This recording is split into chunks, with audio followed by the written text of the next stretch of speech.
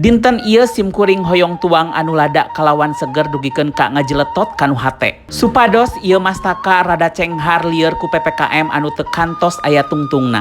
Kumargi kitu ayeuna mah urang sasarengan ngadamel kikil mercon di dapur ngebul aa kabayan. Naon wae samara anu kedah disiapkeun aya kikil atanapi kulit sapi anu atos dikulub langkung ti payun. Sajabina aya cabe keriting beureum, cabe beureum anu badag, tomat, bawang beureum, bawang bodas, muncang gula beureum, kaldu bubuk, uyah, daun salam, sereh, laja, sareng kecap amis. Nu salajengna urang lembutkeun sadayana bumbu lembut ngangge put chopper CH200 anu tiasa ngahancurkeun sagala rupi bahan katuangan dugikeun ka lembut siga kieu. Kantun ditumis dugikeun ka seungit melenghir di dieu aa ngangge katel sultan diamond frypan granit anti lengket nu kagungan stand cookware.